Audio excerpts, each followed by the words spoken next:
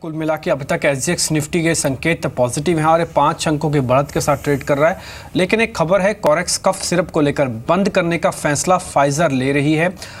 आगे कोरेक्स ब्रांड के नाम से कई नए प्रोडक्ट लॉन्च भी करेगी। तो फिलहाल कोरेक्स जो एक कफ सिरप है उसको बंद करने का फैसला फाइजर ले रही है। और आपको बता दें, कोरेक्स के मार्केट बहुत बड़ा है और न केवल भारत में बल्कि कई देशों में, और जिसमें बांग्लादेश, पाकिस्तान, साउथ अफ्रीका जैसे देश भी शामिल है जहाँ पे कोरेक्स को बेचा जाता है। और इनफैक्ट इंडिया में भी हाउस होल्ड नेम है डिम्पी कोरेक्स। बिल्कुल, अगर आप को जैसी खांसी होती है तो शायद दो नाम अगर आप लेना चाहें तो बेनेड्रिल और कोरेक्स दोनों नाम सबसे पहले ही आपको आते हैं।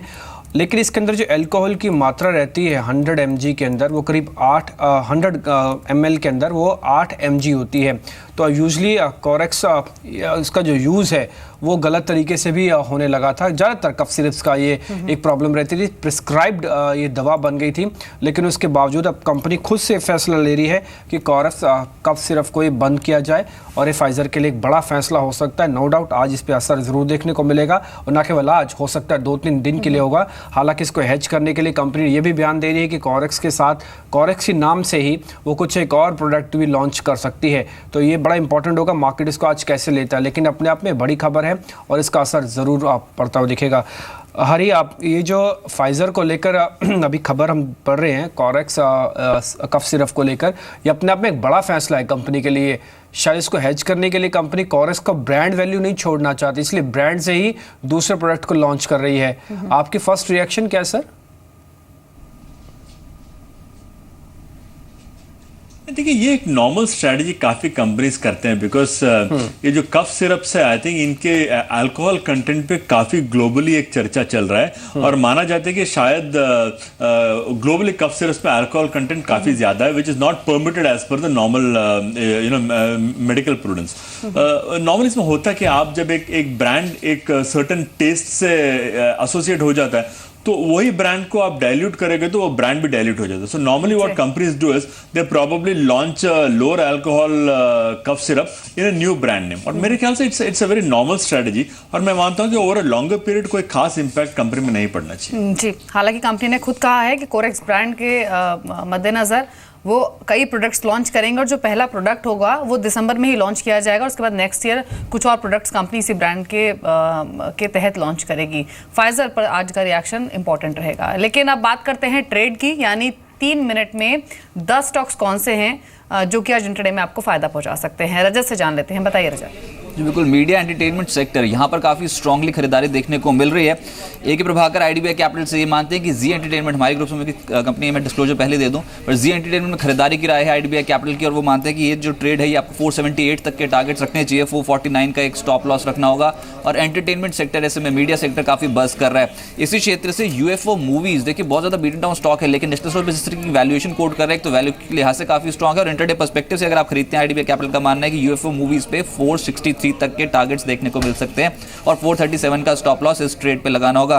पूरा ही मीडिया एंटरटेनमेंट में, चाहे जी बात करें, यूएफओ मूवीज या फिर इरोज इंटरनेशनल, कुछ ऐसे स्टॉक्स थे जहां पर ट्रेडर्स का बायस पॉजिटिव था। इन्वेस्टर पॉइंट मानता है कि कॉस्मो फिल्म्स ये स्टॉक है, कल के सत्र में काफी स्ट्रांगली बढ़त इस स्टॉक पे देखने को मिली थी। आज अगर आप खरीदते हैं तो 365 के टारगेट के लिए अप्रोच करें, 347 का एक स्टॉप लॉस इस ट्रेड पे लगाना होगा। अच्छी एक्टिविटी देखने को मिल सकती है। और एग्री स्पेस से यहाँ से कावेरी सीड चुना गया है। कल एफएनओ मार्केट पे काफी स्ट्रांगली बस करता हुआ नजर आया था, लेकिन आप अगर कावेरी सीड देखें, जैन इरिगेशन, ये कुछ ऐसे स्टॉक्स हैं जो इस समय ट्रेडर्स के रडार पर है और नेशनल से बहुत स्ट्रांग बाइंग इन सभी स्टॉक्स पे देखने को मिल रही है। कावेरी सीड पे आज का टारगेट है 423 और स्टॉप लॉस 403 के आसपास का आपको लगाना होगा। जैन इरिगेशन जिसके बारे में बात कर रहा हूं, उसमें मानस जायसवाल का मानना है कि ये स्टॉक आज भी खरीदा जा सकता है।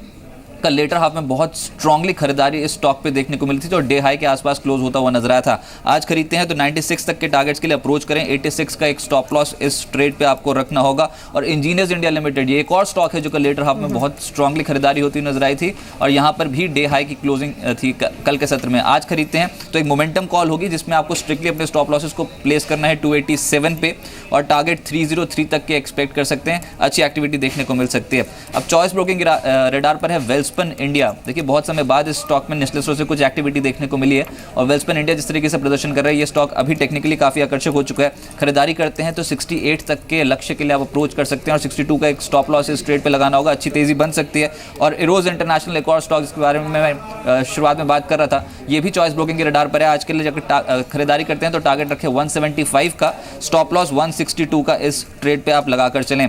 प्रिसीजन इन्वेस्टमेंट मानता है कि पावर क्षेत्र की कंपनियां काफ़ी आकर्षक हैं और खासतौर से सरकारी कंपनी जैसे कि NHPC, इस स्टॉक पे बेट लगाई जा सकती है।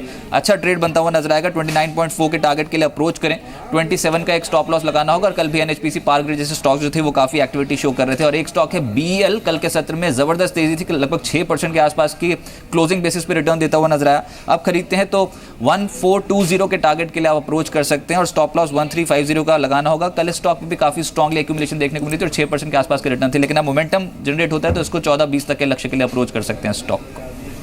शुक्रिया रजत आपका। तो ये 10 ट्रेड्स आपको बताए गए हैं इंट्राडे में जहां पर आप पोजीशंस बना सकते हैं, लेकिन इन 10 स्टॉक्स को देखते हुए 2 और स्टॉक्स मेरे ध्यान में आ रहे हैं। एक तो रजत ने बात की NHPC की, NHPC के अलावा एक और स्टॉक था पावर स्पेस से जो बहुत एक्टिव था, वो था अदानी पावर। डिम्पी ने कल अंतिम बाजी में स्टॉक का जिक्र भी किया था, 11-12% के सर्च के साथ डे हाई पर क्लोज हुआ।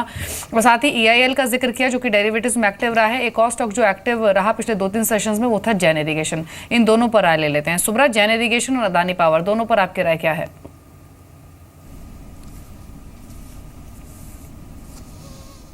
दीपक, आई थिंक अदानी पावर मतलब ऑफकोर्स ज़्यादा चर्चे पे नहीं रही है, मालूम है कोई पॉजिटिव न्यूज़ फ्लो हो सकता है, लेकिन कल की जो भी मूव आई है ओवरऑल पावर सेक्टर में ही अगर आप देखें तो कल लगभग सभी शेयर्स में अच्छी पार्टिसिपेशन देखी थी। जैसे आपने NHPC का भी जिक्र किया, वहाँ पर भी अच्छी पार्टिसिपेशन देखी थी।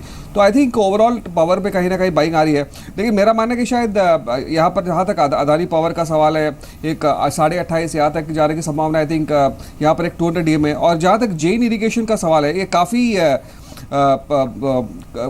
प्रिफर्ड स्टॉक रहा था लास्ट 2-3 महीने में, अच्छी खासी करेक्शन अभी हम देख चुके हैं, लेकिन वापस एक 85 के आसपास एक बॉटम फॉर्मेशन है। मेरा मानना है कि नियर टर्म में एक वापस एक 100 तक जाने की संभावना है। तो आई थिंक डेफिनेटली एक एक्यूमुलेशन कैंडिडेट है। इसके अलावा कुछ एक और शेयर्स हैं जिनमें कल तेज मोमेंटम हमको बनते हुए दिखा था। उसमें वेदांता है, कई दिनों से चल रहा है, कल भी 3-3.5% की बढ़त के साथ इसने कल की क्लोजिंग दी है। और ऑयल मार्केटिंग कंपनीज आप BPCL, HPCL और IOC तीनों को देखेंगे, तीनों के अंदर ही स्ट्रॉन्ग मोमेंटम था। हरी ये ऑयल मार्केटिंग कंपनीज पे अभी क्या करना चाहिए? क्योंकि देखिए ऑयल ओपेक की एक बैठक है, हालांकि ये अपने आप में बैठक की इंपॉर्टेंस है, लेकिन एक शॉर्ट टर्म के पॉइंट ऑफ व्यू से, लेकिन किसी को अपने पोर्टफोलियो को इसमें रीडिज़ाइन करना है आज के सिनेरियो में, तो ऑयल मार्केटिंग कंपनीज का पिछले 1 साल का बिहेवियर देख के ऐसा लगता है, क्योंकि दोनों ही मेन प्रोडक्ट इनके पेट्रोल और डीजल ऑलमोस्ट डीरेगुलेटेड हैं। अब किसी तरह की ज़्यादा इंटरवेंशन होती नहीं है गवर्नमेंट से, तो एक बार पोर्टफोलियो को रीडिज़ाइन करते समय इन कंपनीज को वेटेज दें आप। देखिए, जहाँ तक आपके ओवरऑल ऑयल पोर्टफोलियो का सवाल है, मैं मानता हूँ कि आपका प्रेफरेंस ऑयल मार्केटिंग पे रहना चाहिए and it should be a lower preference given to oil extraction. तो मिसाल के तौर पे ONGC, ऑयल इंडिया वगैरह कंपनीज पे आप थोड़ा लोअर प्रेफरेंस दीजिए, और जो मार्केटिंग कंपनीज है जैसे IOC, BP और HP, इन्हें थोड़ा ज़्यादा वेटेज दीजिए। देखिए, जहाँ तक मेरा ख्याल है डेफिनेटली वैल्यूएशंस लेवल पर थोड़ा कंसर्न है, पर हमने जो एक छोटा करेक्शन देखा है पिछले 15 दिनों में, आई थिंक काफ़ी हद तक valuations come back to reasonable level. So मैं अभी भी ये डाउनस्ट्रीम सेक्टर पे काफी पॉजिटिव हूँ। जी।